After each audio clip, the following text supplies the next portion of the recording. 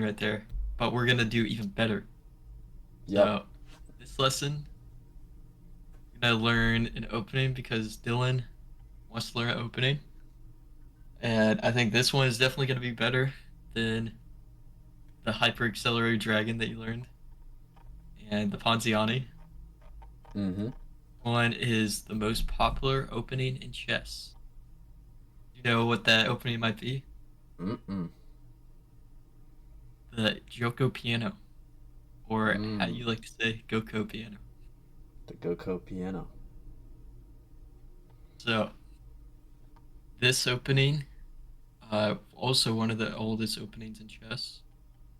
We'll start with e4. Now, are you able to see the arrow? Mm-hmm. So e4, the purpose of this move is to immediately grab the center. Notice how we don't go e3, we go e4 instead. Because if we went e3, we would be controlling only this square in the center when we can control this square. Mm. And why maybe that this move is better than e3? Well, it's controlling more squares closer to the enemy king instead of these squares. So you want to try and put both pawns in the center if you can. It's fine if you can't. That is where they're most active or where they do the most. Mm. So e4 accomplishes that idea, and it also pawns restrict pieces as well.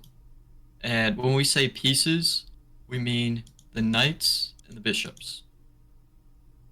Those are typically called minor pieces. Heavy pieces are the rook and the queen, and then we usually call the pawns pawns. So with e4, we're grabbing the center, which is these four squares, the most important squares on the chessboard, and we're also opening up our queen and also one of our minor pieces. Very good. Very good move. Let's start. Black wants to accomplish the same thing, so he prompts for e5 as well. And that opens up the queen, and it opens up his bishop. And it also is controlling these key squares, including one of the most important squares, the d4 square, because it is a central square in the middle of the chessboard. Now is white's next move.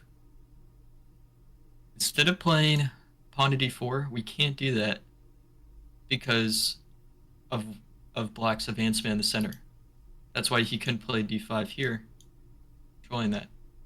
So we're going to prompt for knight f3 because just like with the e4 pawn, it also controls spaces in the center of the board.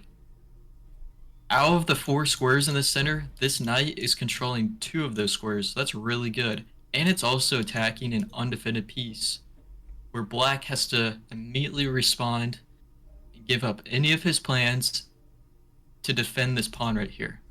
That's why black goes for knight f6, or knight c6. Defending the pawn, but he's also controlling squares in the center.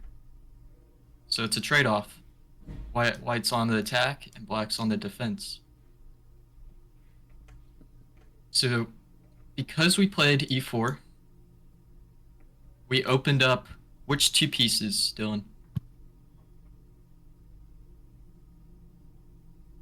Say that again. Because we played e4, what two pieces did we open up?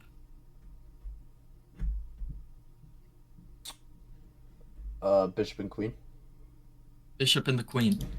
So the only square that the queen could go to is e2. But if we play this move, going to e2, now we can't develop our bishop here. So that's why we don't bring the queen out here. Instead, we're going to bring out the bishop. And the bishop doesn't have only one square to go to. He has 5 So if the bishop can come out, the queen can come out then. So we don't want to block in our bishop by putting the queen here. We want to develop our bishop out first. And Mm. there are multiple moves here where we could develop the bishop. We could go here, go here, go here. All of them do different things, but in this opening, the Giuoco piano, you want your bishop on c4. And the reason for this is your 3 moves here are coming all in harmony with each other. We have the pawn in the center, controlling the space. We have the knight in the center, controlling key and valuable squares, and also attacking this pawn. We have our bishop coming out to its most active square, not restricting the queen at all. And it also prepares us to castle on the next move. And the bishop is hitting the weakest square on the board, which is f7, and the other weakest square is f2. We're hitting f7 here. We're hitting a pawn here, controlling all these key squares. The pawn's helping out, and the bishop's also helping out on d5. So the Giuoco piano is a harmony of pieces working together to attack weak squares. Now, black also wants to do the same, develop his bishop out, and control these squares right here, and also attack our very weak pawn. Now, can you tell me why f7 and f2 are the weakest pawns? Because nothing blocks it naturally. Correct, yeah, there's nothing else defending it but the king. And the king is the most valuable piece on the board. You do not want your king protecting the weakest square. So that's why all the pieces are lined up to attack it. Now, we're going to look at a popular sideline to the Giuoco piano, so I can reinforce this idea of attacking f7 or the f2 pawn, depending on which side that you can play on. This is why this is such a great opening to learn, is because it's the most popular and you can play it from both sides. So there are many moves here we could go with. There's c3, there's d3, there's b4, there's knight c3, there's castles. There's a wide variety of moves here, but we're going to first check out knight to g5. Wait, actually, I messed up a little bit there. First, we're going to play d3. The reason we don't play knight to g5 here first, because the queen is defending it. First, we're going to prompt for d3, because it opens up the bishop to defend against that. So after we play d3, which is the most solid approach, playing the Giuoco piano, because we can also go for c3 and then d4 next in later variations, where we can bring out the knight and have a nice control with our bishop. And when you start making these moves in the Giuoco piano, I want you to think about what each move does and how it affects the other piece that are around it. Because, as I had mentioned earlier, all these pieces are in harmony together, and they all affect each other in these first few opening moves. So d3, what does d3 do? Can you tell me all the things it might do? Defends e4 and bc set 4. Yeah, correct, yeah. So it defends the center, which is controlling key squares. It's also controlling this key square in the center as well. And it's also adding more defense to the bishop in case it gets attacked. It also opens up this bishop that can become very powerful later in the game. It also vacates the square, so our knight might be able to even jump in, or a queen can come in. So it's creating space within our camp, and it's also doing a lot to help other pieces. So black decides to continue with knight to f6 here. Controls d5, it controls e4. It also prepares to castle.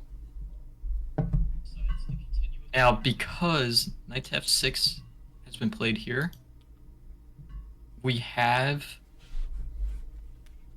the knight on f3. We have the bishop on c1 here, controlling g5. We are thinking about maybe planting our knight on g5. Now, this might be a good move because you're attacking the pawn here with two pieces, Mm-hmm. and it would become a fork of the queen and the king, or the queen and the rook. But black can actually castle here. And if we go for this idea, then you're trading off two pieces that you develop towards the center for something that was not controlling anything, which was the rook. Now, typically in chess, two pieces are better than a rook because you're utilizing two pieces in a position rather than one. And Mm. within the Giuoco piano, you want your pieces in harmony. And the more pieces in harmony, the better. So trading off the two pieces for the rook is not the play here. Interesting. Because if we look at this again, let's look at this position. For the benefits of white, we have this pawn controlling the center here. We have this pawn controlling the center here. And we're getting ready to castle. That's it. That's all we have. Now for black. Okay, you could argue that their king is displaced a little bit, but they have excellent defense around the black king. It can always retreat. Now, it also has excellent center control with, d6 is coming next move and the bishop's coming out, but it also has three pieces in the center as opposed to white. So, can you see why maybe giving your two pieces away to the rook that wasn't really in the game here? Kind of it was just defending a pawn. Mm-hmm. You kind of see that. Yeah. So that's why when the king is open like this, it's not smart to go knight to g5 here to attack this pawn. But I'll show you a different variation where you can. So let's go back to the start here. So we have e4, we have e5, knight to f3, attacking this pawn, knight to c6, defending this pawn, bishop to c4, and instead of bishop to c5, black goes for knight to f6, which is a fine move as well. You can definitely play this move, and it's one of the main lines. It attacks this pawn here, which white will have to defend with d3. You can also defend with queen e2, or knight to c3, or knight to g5. It defends the pawn, and it also goes after this pawn, which this is playable and very different from the other variation. Do you know why? Because you moved your piece twice. Not quite. It's because what I said earlier with the king being open over here. Is the king open still? Mm-mm. Castle? The king can't castle anymore to defend this pawn because this bishop is in the way. So if the bishop was over here, then this would be a fine position for black. But because it's not, white gets this attack on this pawn early on. Mm. And black cannot attack this because the knight also defends backwards as well. So there's only one move here for black to retain advantage. We're going to go over the mistakes for black. How we can attack. So after d6, what do you think would be the best move here for white? Develop knight c3. So Quite knight to very c3. principled. Yep.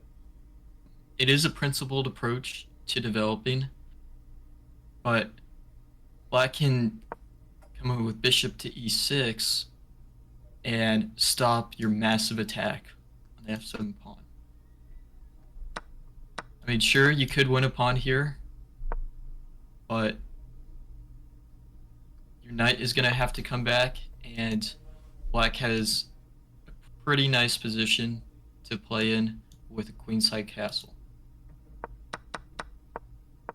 So instead, let's look at the threats on the board. What is the bishop doing? What is the pawn doing? And what is the knight doing? Putting pressure Wait, on f7. yes. So the bishop and the knight working together to put pressure on here. Is this pawn defended by anything? No. Or, well, Are you technically, sure? yes. By the king. So that's only one defender, right? Mm-hmm. How many attackers do we have? 2. We have two. And we're going after this weak pawn here. So do we want to capture with the bishop or with the knight? No, with the knight. Correct. So to capture with the knight, and we're attacking not just the rook, but also the queen. So we're going to be capturing the rook here, since moving the queen is definitely better. Mm-hmm. So let's say he moves his queen, and we collect a free rook here. Nice. So that is called the fried liver attack. Now, are you able to move anything on the board? Do I have to edit that in settings? You'll have to edit that. There we go.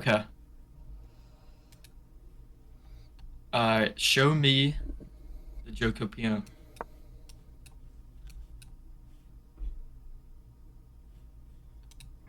I can't move black. I can only move white.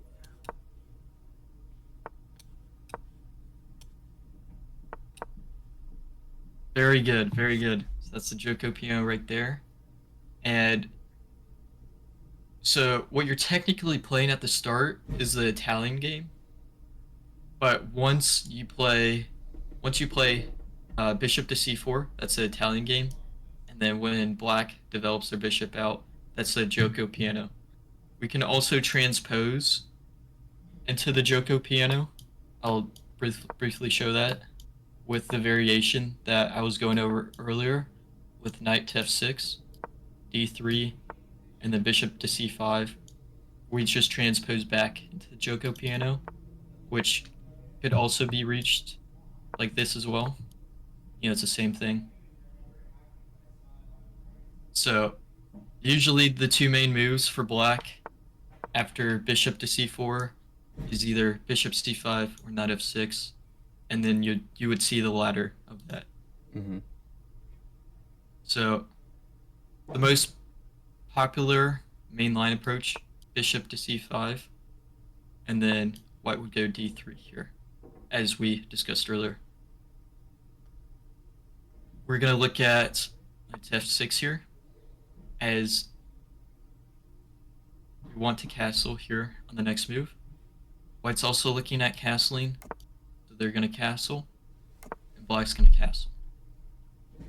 And they both got what they wanted out the opening. They have a pawn in the center. Mm-hmm. They have knights attacking in the center, controlling some key squares. White has control over the f7 square. Black has control over the f2 square. They're both castled very safely.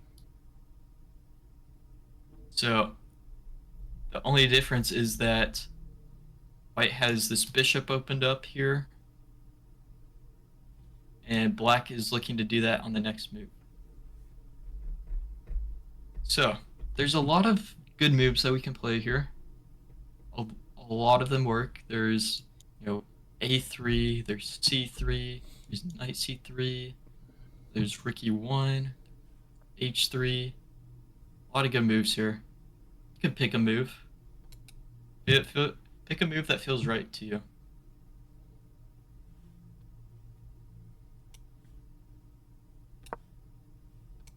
I just see through. I like that very principled approach, developing pieces out and getting more attackers in the center of the board. Mm-hmm. Really like that idea. Uh, so black wants to move his pawn up to help defend the center and also open up his bishop to attack with. So, very good move. Just about to ask what you wanted to do with your bishop. Mm-hmm. So, you decide to develop your bishop out to Pen. attack the knight and also indirectly attack the queen Mm-hmm. because this is an indirect attack because if the knight ever moves away, bishop can come and collect the queen very easily. So black has to be careful of where he moves his knight, but not just his knight, where he moves his queen.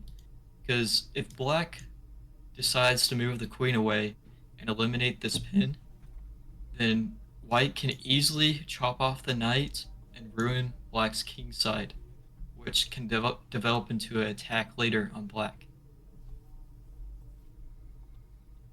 And it's also important to note that black cannot come back with the bishop, cut off this pin, because of the development of the d6 pawn. Mm. So, in a lot of these positions where you develop your bishop out and you pin the knight to a queen or a rook, maybe the rook was here, what players tend to do is to play the side pawn up to attack the bishop, and it gives white a choice. It asks them, what are you going to do with the bishop? Are you going to take my knight? Are you going to drop back? Or are you going to drop all the way back here? Or even here? It's it's a move to give white a choice and ask them what they're doing, what they're planning to do. So you decide to go back, and you're also asking black what they're planning to do with this move. Because you're asking them, do you want to go g5, which will break the pin, but it's going to weaken your king? Do you want to do that? Or do you want to keep this pin alive and just have to deal with my bishop, annoying your king side? So Mm-hmm. we're going to go g5 here. So it makes white come back. White also may have ideas of sacrificing the knight here for 2 pawns and maybe an attack, but bishop to g3 is definitely the most sound approach, and I believe maybe the mainline approach to this. So black has to be careful. They've developed both their kingside pawns out. This knight looking a little weak, you know. So black might decide to go after the bishop here with knight to h5. But I'm gonna be thinking of some brief calculating here. Let's check out this line here. So with black developing the knight out here, what is he attacking? Knight.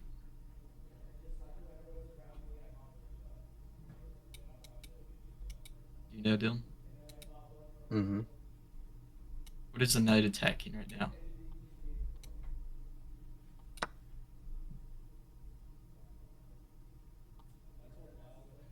So why did you take the pawn here in the center? Because it's either you take it or you give it up for free. You gotta take something.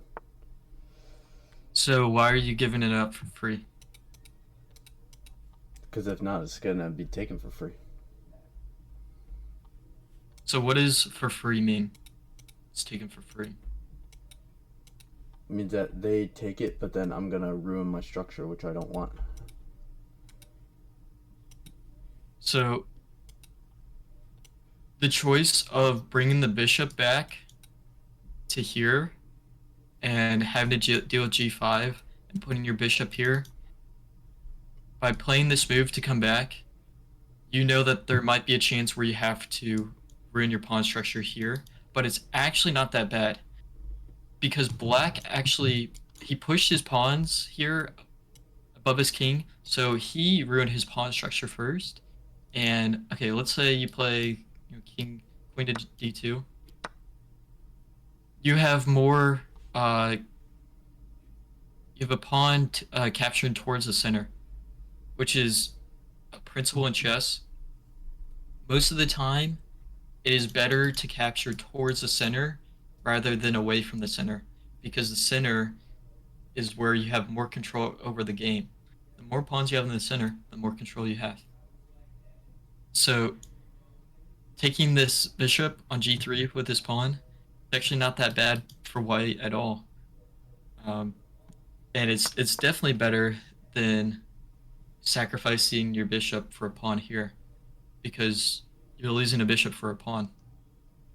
And black already committed to their weakness. So, what other moves do you think?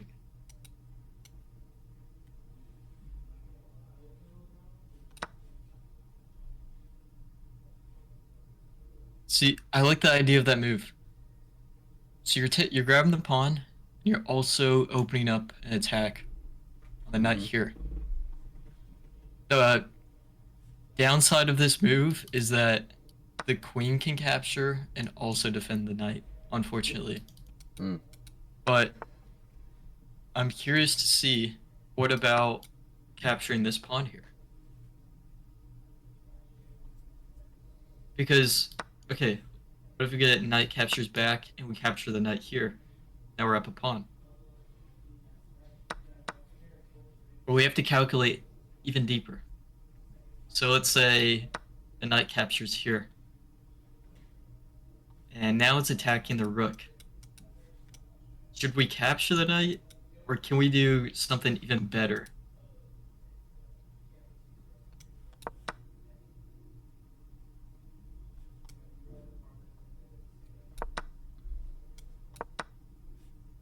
What is it? What's happening?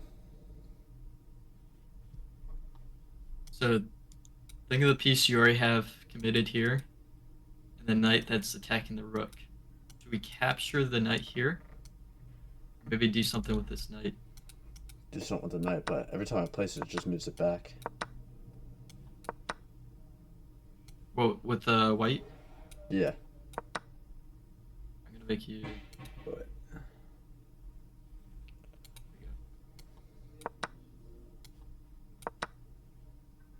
yeah, it keeps.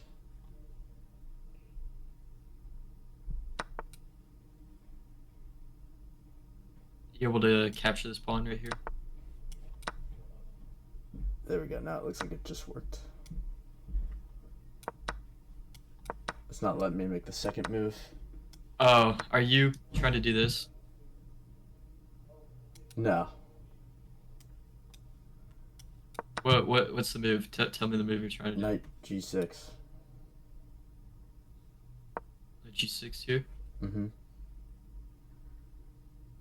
So I like the move. You can't capture, and you're attacking the rook. Mm-hmm.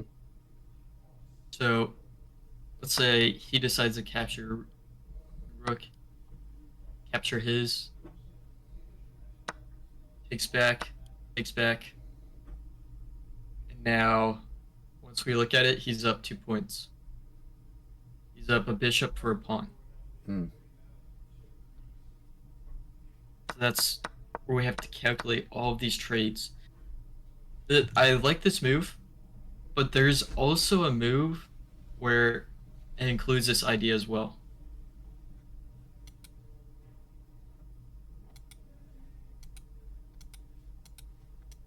Which is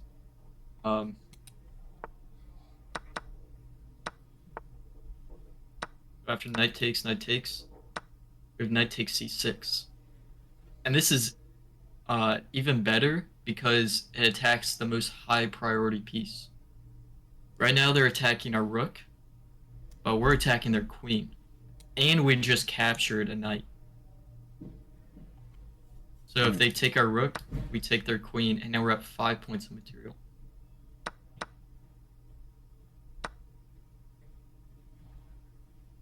So after we take their knight here, they'll have to take back, and now we capture their knight, and now we're up 1 pawn.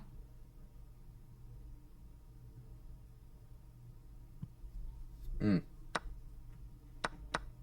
Alright, let's go back all the way.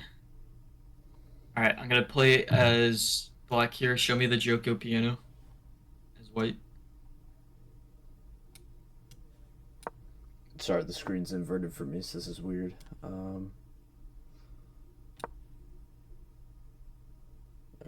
Fix it for you. Yeah.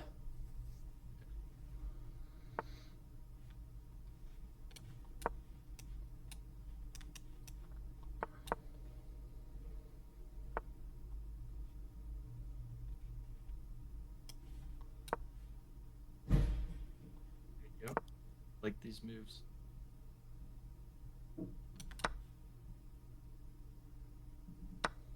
So the reason why we don't capture the knight here on f6 is because it develops the queen with ease. Mm. And when we do want to capture the knight, it's perfectly fine to, and it's definitely playable, but you want to do it at a benefit.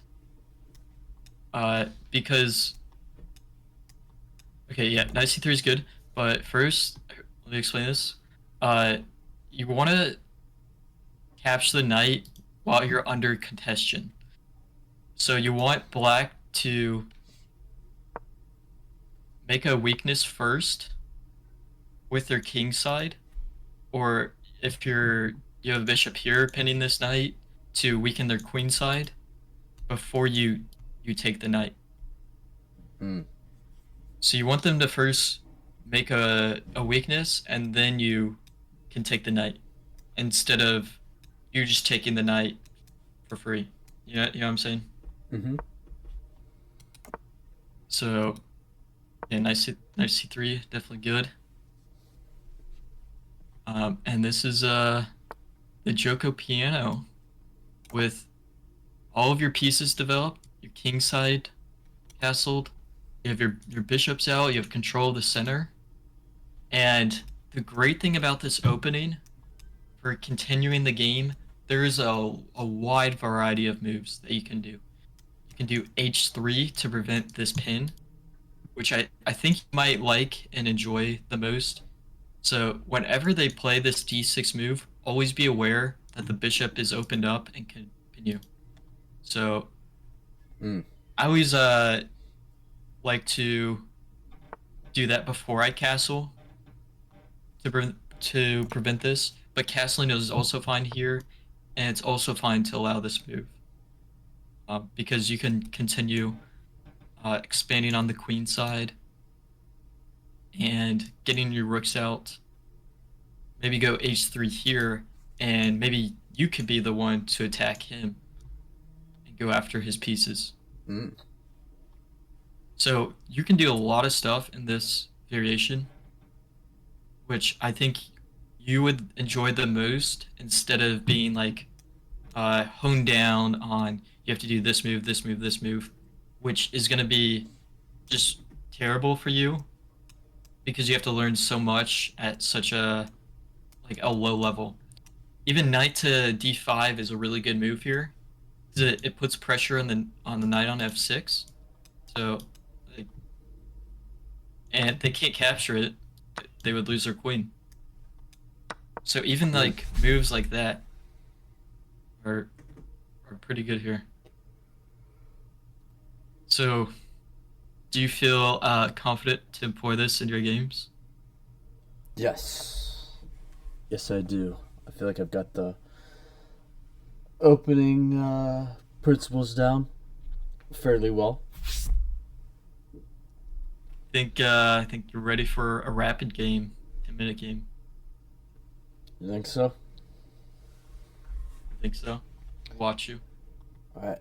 and I'll Yep. give you feedback during the If you're game. looking to begin or just continue. Alexa, stop.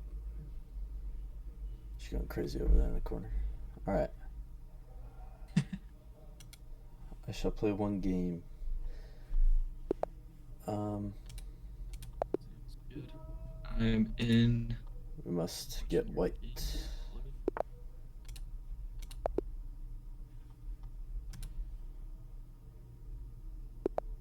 Brother.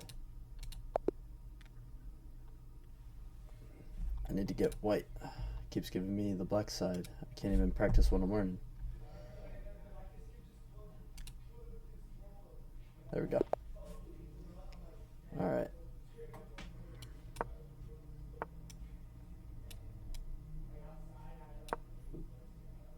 And also, it's important to note that think about the principles of this opening and how you can employ them in all the other openings that you're playing.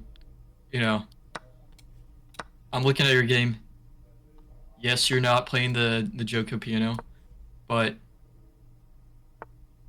with your development of your bishop on c4 controlling f7 is one of the principles of the Giuoco piano, and how you're employing it is very good. Hmm.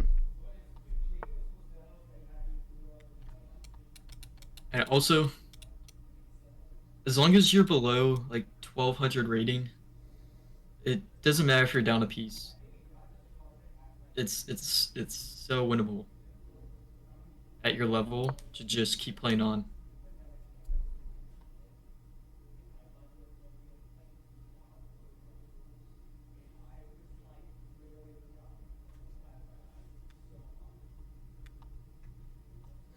I feel like I'm more developed than this guy, maybe a little bit.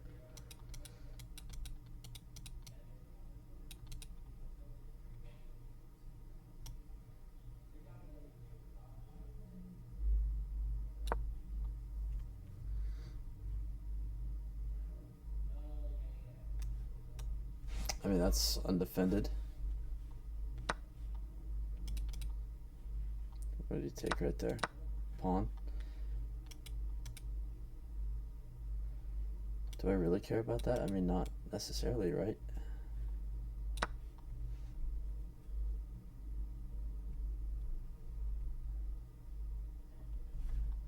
So I take that, he takes that, and then I take that.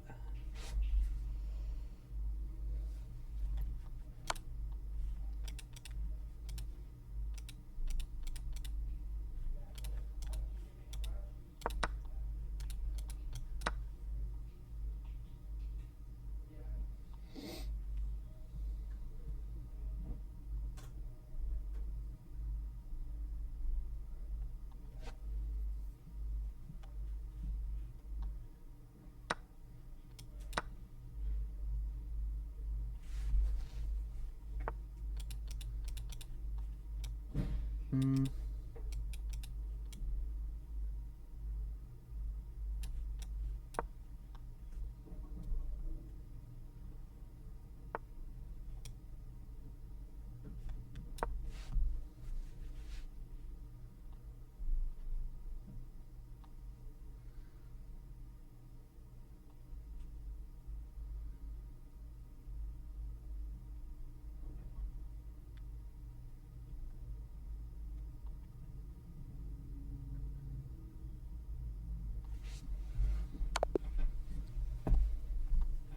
All right, let's review the game together.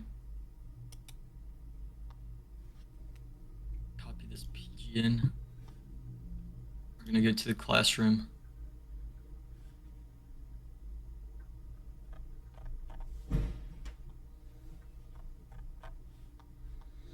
The great thing about chess is that That doesn't really make me want to all play again at games all. can be. Sorry, what'd you say? I said, well, that doesn't really make me want to play again at all. Great thing about chess is that you can learn from every game that you play. So it's a 14 move game. We'll go over it. Join the classroom that I just set up. I don't know how to do that. I sent you the link in Discord.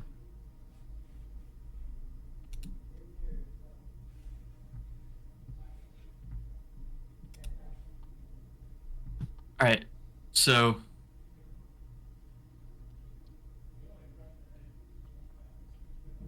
played e4, which I really like that you did because you're controlling the center. Mm-hmm. You have a pawn in one of the central squares. That's very good. They responded with d5, which is an opening that we haven't covered yet. Um, I told you for the Giuoco piano to develop your knight out, and I saw that you did this, and I like that you did. This is very playable. Unfortunately, black is going to take your pawn here, and I know you continue with bishop to c4 next, but you have to respond to what your opponent does. And with his last move, he's now attacking your knight here. So you have to move your knight. You're either going to move your knight back, or you can move your knight here. If you move your knight here, you're attacking the pawn. Mm. So move the bishop out, move the queen out. But I'm glad you didn't take with this pawn. I'm glad you took with the queen. That was a really good move. Because what are you threatening right now? To go f7.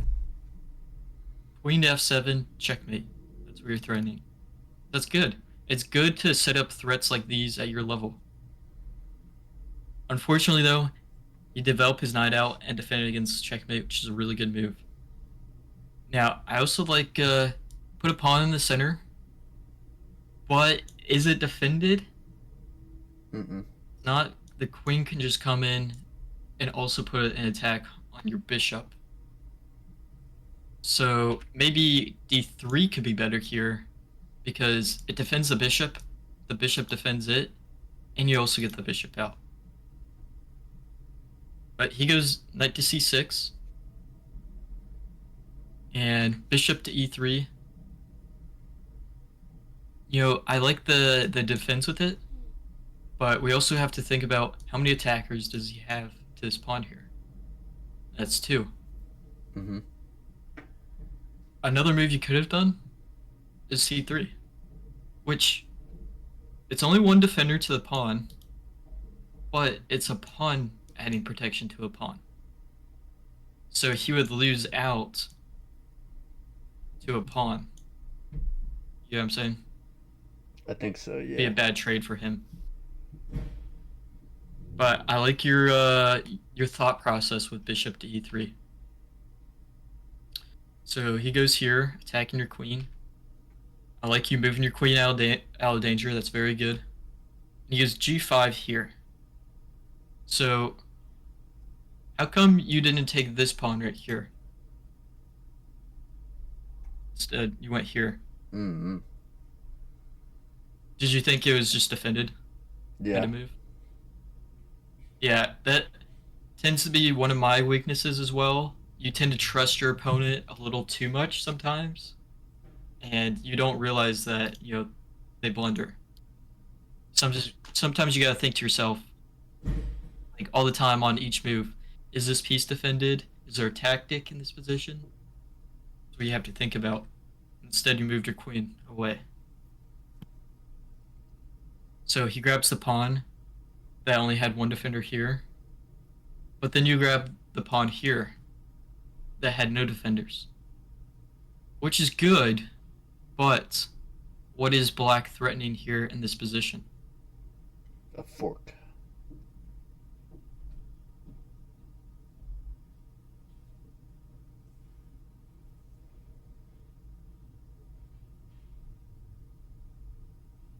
Right? What is it you said? A fork. Yep, he's threatening this fork, which there's even more to it because once you get hit by this check, all these squares are covered here. So when you move your king, you're also getting checkmated. Hmm. So Knight comes in, it takes the pawn, which is not just going to be a trade, but it can also become a checkmate. Just say like you make a random move. Sorry, checkmate. So he took the rook here instead, which prompted you to take the knight on f6 back. And I really like the tactical awareness that you put down in these last two moves, because you saw that you're attacking the bishop, you saw that you're attacking the knight, and figured out, okay, I'm going to remove the defender of the bishop, pick up the bishop. So this is very good. Very good awareness right there. And I also like the development of your pieces even while you're down, because that's what you need to do when you're in a losing position, is you need to develop your pieces and maybe sacrifice pawns, but develop your pieces and go after his king, because there's nothing else that you can do. And that's exactly what you did right here. So he tries to get out his knight as well, and you are going after his queen, which is good, and it keeps with the idea of going after his king, but unfortunately also ponders checkmate. But despite you losing this game, I think you employed like a lot of really good principles with developing your pieces out and developing them uh, to the right squares. You know, this game unfortunately had some mistakes, but you developed them to the right squares. You're developing your pieces out, and you were trying to attack him. So I think you had a pretty decent game. You know, just unfortunate that you played something that you weren't familiar with playing, but we'll get there, and it's going to be a learning process. Mm-hmm. Do you enjoy some of the ideas of the opening? Yeah. Is it kind of like your kind of opening, or would you like to learn something more slower and less tactical? Like I'm a beginner. I ain't got no time for none of these tactics. I just need to play something like London or something like that, where it's just like a straight shot. Like that, Okay. I couldn't play what I just learned. It's like, how am I supposed to implore it if I can't even play what I just learned? You know what I mean? It's like I need Well, something that I it's can the play through most anything. well, it's the most popular opening in chess. It's played. It's been played millions of times. Um, so you're definitely going to use it. Just unfortunate, out of all the games that you're gonna play, that this game wasn't that. But you'll definitely play it a lot. And I think you have a lot of the principles and the ideas down. But I think in the next lesson, we'll also retain the e4 opening, but instead we'll be going over the Spanish game, which is kind of like the Giuoco piano, but instead of developing your bishop out to here, we're going to go to here Mm, and immediately put pressure on the defender of the e5 pawn. And that's what we'll cover in our next lesson. gotcha. And this is the oldest opening in chess, and it's played second to the most popular opening, and it's a more slower to play, and there's not a lot of captures in the beginning. It's more developing your pieces and slowly increasing your position, which I think is one of your strong suits right now going forward with chess. Mm, okay. So I think this is a good lesson. I'm glad we played a game. Unfortunate that it couldn't play the Giuoco piano, but that's going to happen in a lot of games that you play. You're going to learn openings and not be able to play them, and you're going to have to use these strategies and use these ideas from other openings to help you in positions that you are not familiar with. And once you get that concept down, you are going to win games at an alarming rate than what you normally would win. When I first got this concept down, I started winning twice as many games as I would and gain rating very fast. Mm. Because you're able to play chess without a book of openings next to you. It's the best way I could put it. But I'm glad we could have this lesson. Um, and I think you've learned. You think you've learned a lot? Yeah, I would say so. Sounds good. I want what I want you to do as quote unquote homework. You can do this whenever you want. Is do puzzles because over time it's going to help you tactically and also with recognizing good positions and bad positions, which up to your calculations you can capitalize on. Mm. Okay, I can do that. Sounds good. All right, thank you everybody for coming out to the stream Yeah. and checking out the lesson with Dylan. And as we learn the Italian game with the Giuoco piano variation and the knight f6 variation transposing into Giuoco piano. And this will be on YouTube as well. So this is going to be on our Chess Match official YouTube. So if you just entered in at the end of the stream and wanted to see the full lesson, you can check us out there. Videos should be posted within that in the next coming days. So with All that, right. we'll end there. This was a GP lesson here in the Italian game variation. So we will see y'all later. See ya.